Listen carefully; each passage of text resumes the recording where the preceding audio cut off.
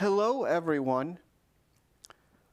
Welcome to this episode of Wehry History and Entertainment News of the Berkshires and beyond. Spring is officially here, and many arts and entertainment companies have announced more 2025 plans. On this episode, I'm focusing on several art shows, plays, and more. Plus, I'll be reviewing the film Flight Risk, and I'll be discussing problems I had actually finding a movie to review. First, a last-minute reminder. The Berkshire International Film Festival is playing May 29th through June 1st in Great Barrington. Go to biffma.org to get tickets and more information.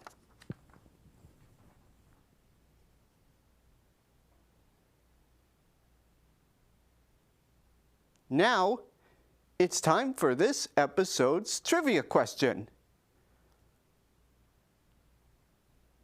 This episode's question is, what was the first ever Lego set made available to the public?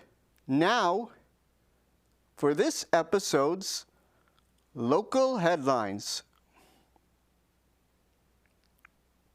First, we'll be visiting two theater companies in Berkshire County for their first shows of the season. Up first will be Barrington Stage Company in Pittsfield. Eisenhower, The Piece of Ground, will be showing at the Boyd Quinson Main Stage in Pittsfield. This focuses on former President Eisenhower, his Army career, and presidential life. This is a one-man show starring John Rubinstein and is directed by Peter Ellenstein. This show is a limited event, only scheduled for June 3rd through the 8th. Visit barringtonstageco.org for more information. This is the only place to purchase tickets.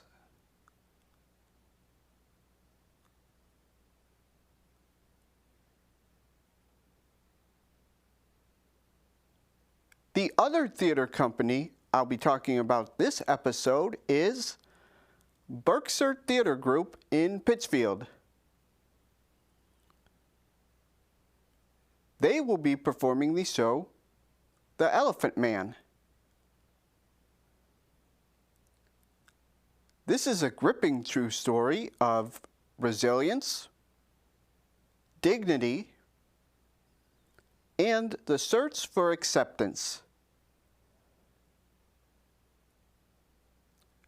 Directed by Eric Hill, an accomplished BTG veteran with over 25 years of celebrated directorial achievements, and set in Victorian England, the play follows Joseph Merrick, a man whose severe physical deformities make him a target of cruelty and exploitation.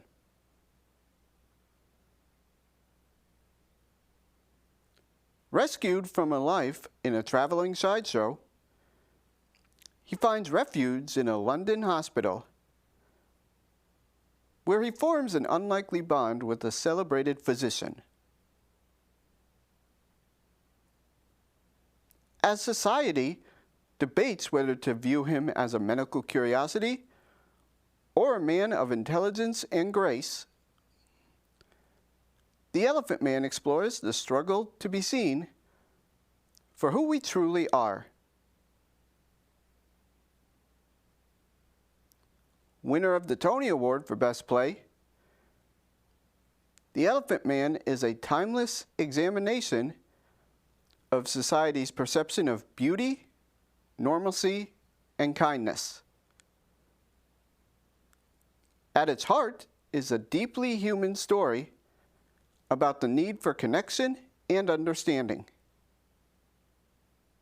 As Merrick's journey forces those around him to confront their own prejudices.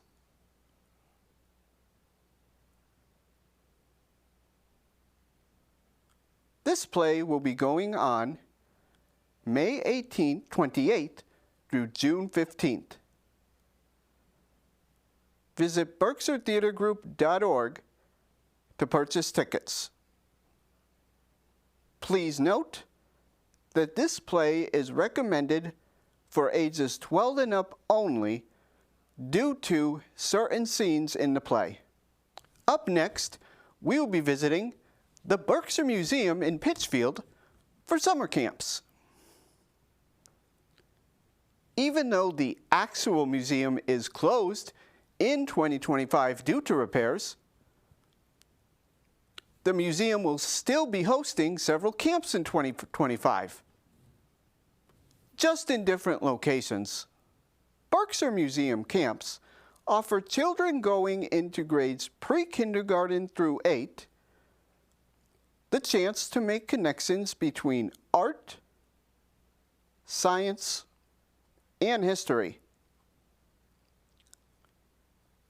Campers will also develop skills, create art, conduct experiments, and make new friends, all while having a ton of fun.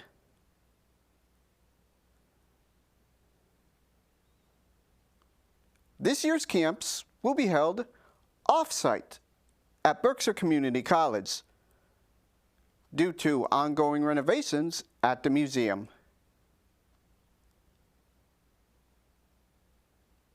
Here is a list of camps by date. First will be Dino Discovery from June 30th through July 3rd. This will be for grades pre-kindergarten and kindergarten. Up next will be Nature Enthusiasts, running from July 7th through the 11th for grades 1 and 2. After that will be Colorful Creations, going on from July 14th through the 18th for grades 1 and 2. The next camp will be Showbiz, happening from July 21st through the 25th for grades 3 through 6. This will be followed up by Historians of the World, which will take place July 28th through August 1st for grades 1 and 2. Up next will be Art and Monsters, which will run August 4th through 8th for grades 3 through 6. The next camp being offered is Manga, which will take place August 11th through the 15th for grades 6 through 8. After this camp will be Game Board Play and Design, occurring from August 18th through the 22nd for grades 4 through 8. The final camp being offered is Colorful Creations Junior, August 25th through 27th for grades pre-kindergarten and kindergarten.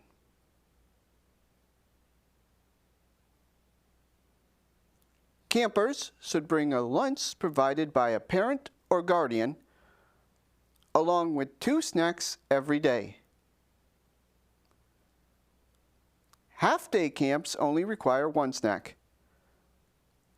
Bag lunches should require no heating and no refrigeration. Registration is currently ongoing. Visit the website shown here for more information. For our next story, we'll be visiting another art location in North Adams, but not Massamoka. This one is called the Eclipse Mill, one of the earliest major mills in North Adams. The Eclipse Mill played roles for Rayon, Sprague Electric, and others, before transforming into the studios and lofts it holds today. By 1907, due to economic problems, the operation of the mill was reduced, and the mill was sold to William Butler.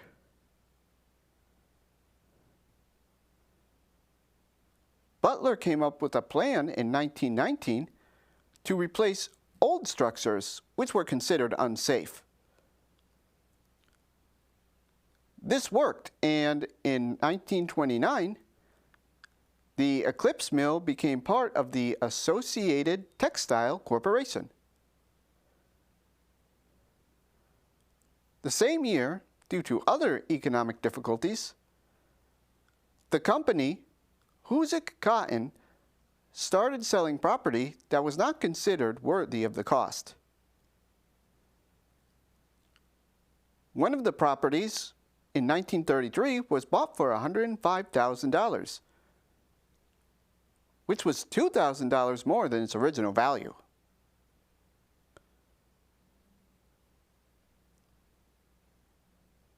After a period of ownership by the Community Development Corporation,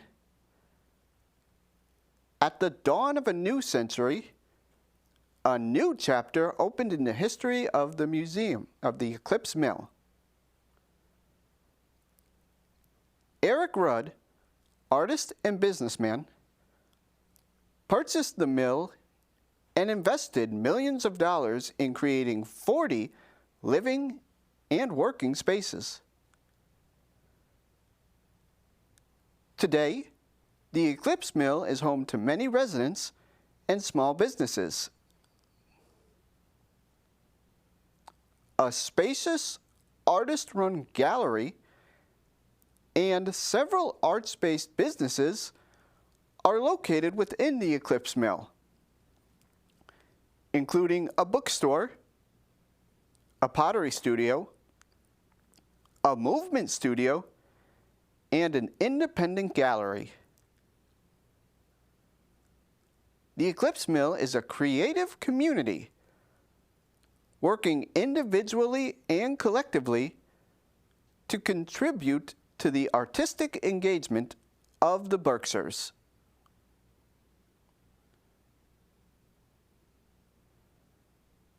For more information on the Eclipse Mill, visit the website shown here. For our next stop, we will be visiting the Lenox Library. The Lenox Library holds a very special place in the intellectual, cultural, and historical life of its community. The stately Greek Revival Library building, with its majestic Ionic columns and elegant cupola, was designed by Captain Isaac Damon and built on Main Street between 1815 and 1816. The building served as the county courthouse until 1868, when the county seat was moved to Pittsfield.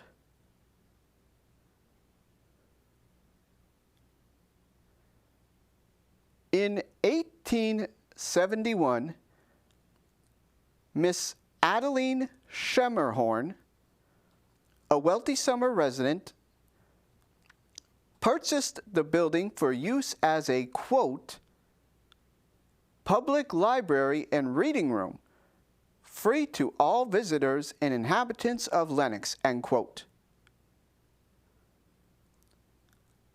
Miss Schemmerhorn's contribution marked the beginning of the long and fruitful relationship between the cottagers, and the library.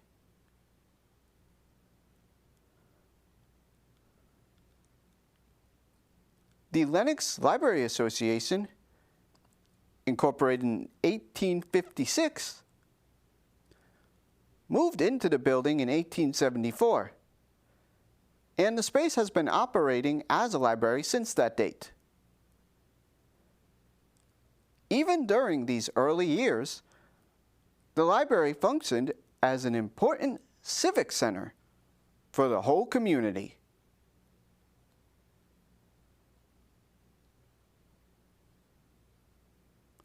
The Lenox Library is located at 18 Main Street.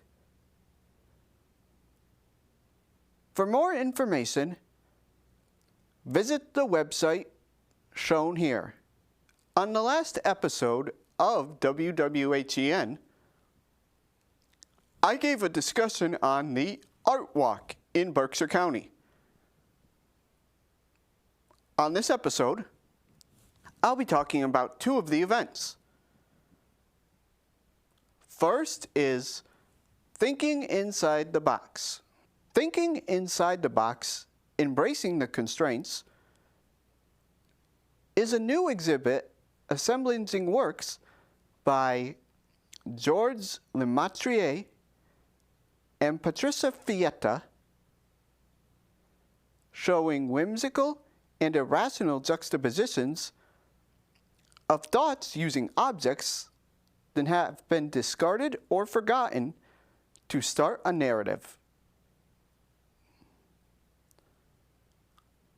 This will take place at the Future Labs Gallery in North Adams. It is located on 43 Eagle Street and will take place on May 17th. For more information, you can call 617-913-1871 or visit the website shown here. The other Art Week event being discussed in this episode is Defy, Words in Bloom. According to the Berkshires.org website, quote, "Every act is an act of defiance, a willful insistence to coax ideas into fruition, a rebellious perseverance to tend to intimate feelings, to cultivate desire despite an overgrowth of barriers." From this idea comes Defy, Words in Bloom, an evening of new work by local women writers, end quote.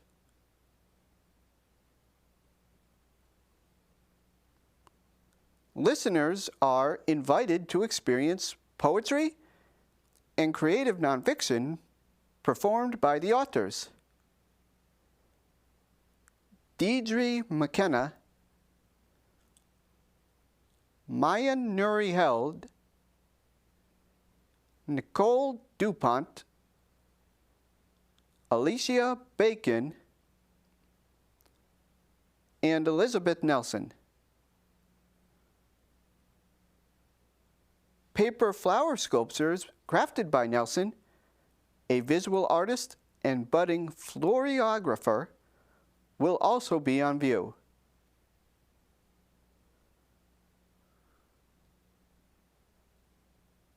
This event will be taking place on May 21st at Wander Berkshires in Pittsfield, located on 34 Depot Street, Suite 101.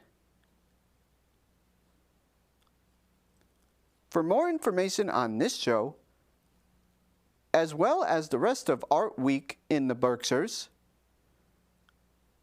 visit the website shown here.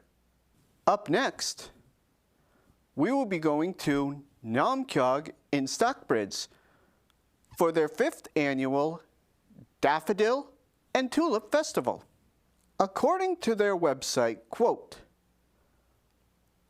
"Stroll through the 8 acres of our world-renowned gardens, decorated with spring bulbs as we celebrate spring in the Berkshires. Our 48-acre estate in the heart of Stockbridge will come to life with the colors and spirits of spring, with a variety of blooms, containers, displays, and decorations against the backdrop of stunning views of Monument Mountain and the Berkshire Hills."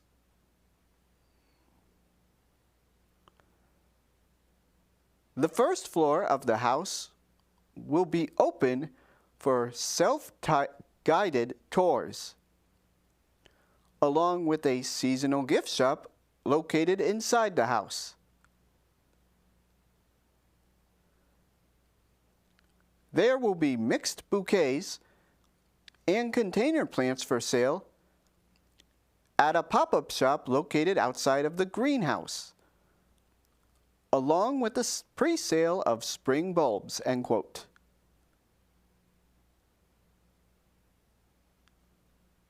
This will be going on throughout the month of May and early June. Additional information from Namkyag's website states, quote, "Inclement weather will cancel the event. In case of cancellation, a full refund will be given to the ticket holder. Please check Namkyag's website, Facebook, and Instagram pages for notice of cancellation," end quote. Visit the website shown here for more information. It's now time for a road trip. For anyone who is interested in Lego or Lego collections, the Mass Mutual Center in Springfield will be hosting a brick convention. Professional Lego artists from around the United States will display their amazing Lego creations and meet fans. There will also be meet and greets with different Lego celebrities.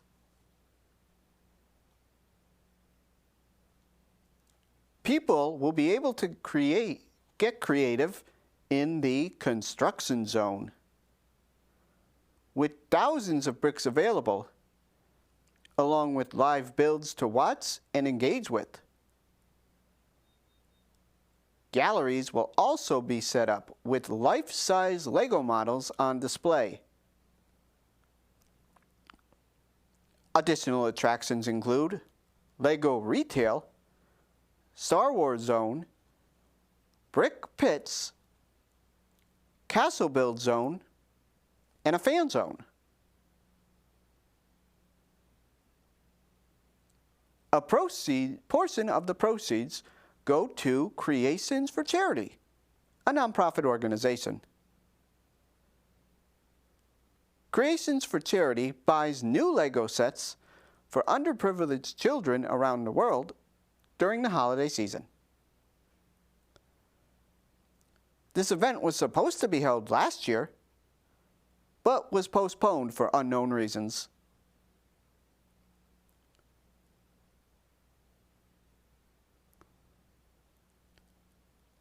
This event will be going on May 24th and 25th at the Mass Mutual Center. The Mass Mutual Center is located at 1277 Main Street in Springfield.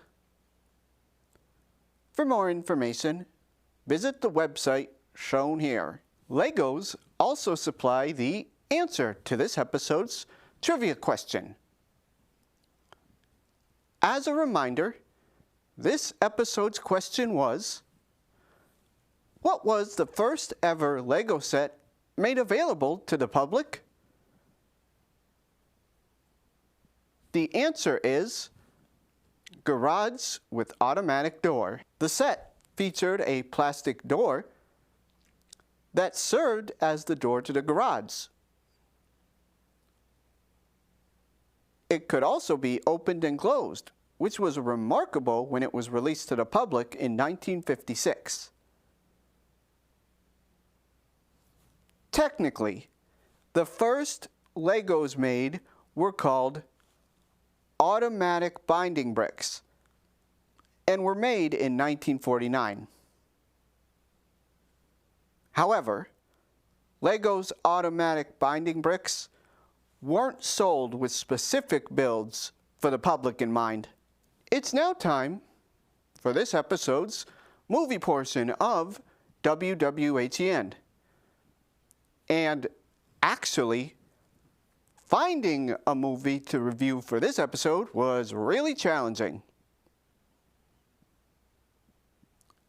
Over the past few weeks, I've watched several new movies, but none of them have been remarkable.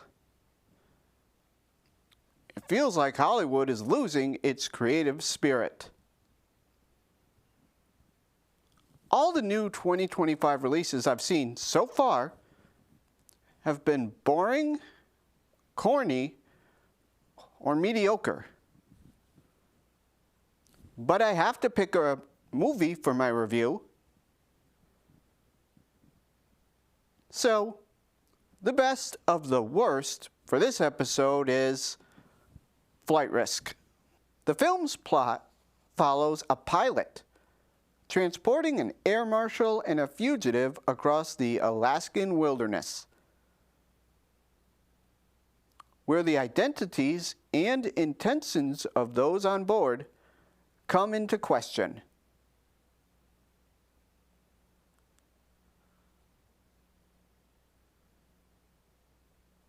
So, what did I think of this movie? This is a good movie with good action scenes. I like how the movie makes you guess about who are the heroes and villains. It also moves very fast, clocking in at 91 minutes. This leaves for a lot of fast-paced scenes. This also, however, means it's forgettable. I had to watch some scenes online because I couldn't remember specifics. The worst part about this movie is what they did to Mark Wahlberg in styling. For some reason, Wahlberg is wearing a bald cap, and he just does not look right.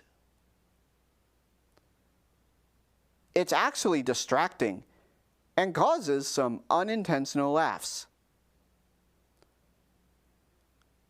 Despite this, the movie is still solid. On a scale of 1 to 10, I give this movie a 7. The score may seem lower, but considering the movies I've seen, the score is generous. That ends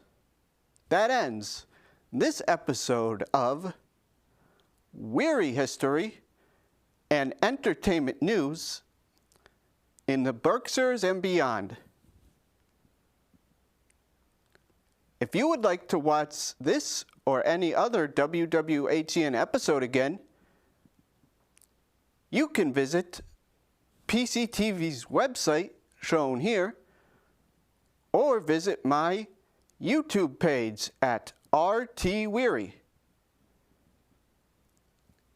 And I want to thank CTSB TV and NBCTC for showing my show on their public access station. Thank you.